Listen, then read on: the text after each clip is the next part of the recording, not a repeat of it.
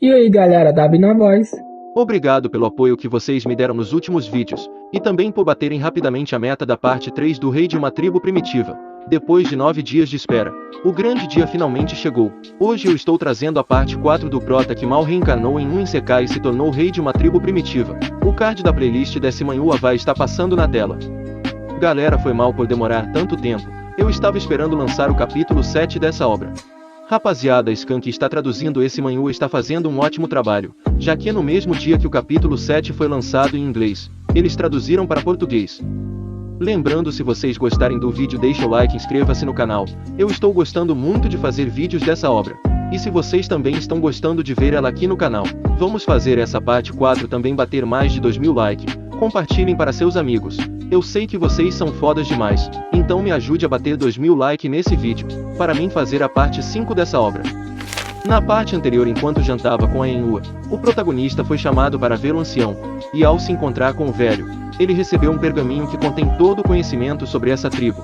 Ao mesmo tempo, do nada o ancião começou a cuspir sangue, e desesperado o Prota tentou usar sua magia para curar o velho, mas sua técnica foi ineficiente, e ele não conseguiu curar o ancião. E enquanto o feiticeiro se aproximava da sua morte, ele não sentiu medo, já que sua espera não tinha sido em vão, e vendo seu sucessor tentando de tudo para curar seu corpo, o grande sábio pediu para o Prota não desperdiçar sua energia nele, já que seu corpo chegou em um nível que não pode ser mais curado.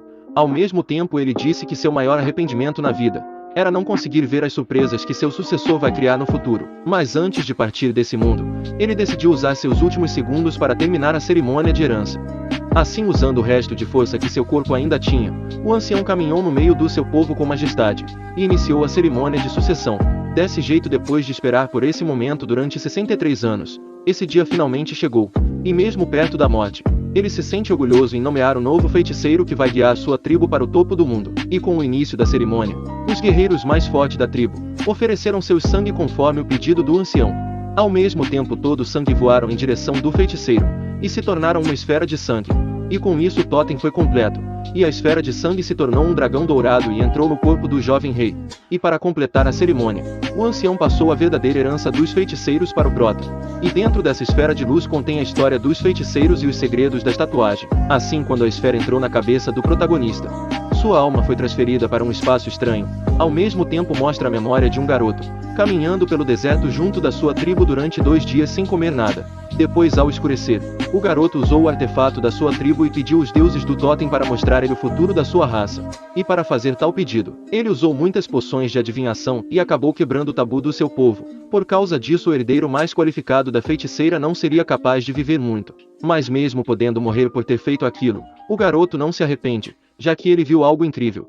E vendo seu filho nesse estado, a feiticeira usou sua energia para curar ele.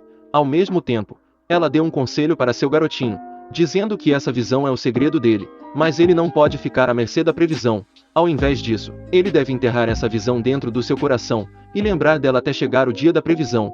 E mesmo ela não sabendo qual é o futuro da sua tribo, ela acredita que um dia sua raça não vai mais precisar passar fome e frio, mas até esse dia chegar, eles vão ter que ser fortes para passar por toda a provação.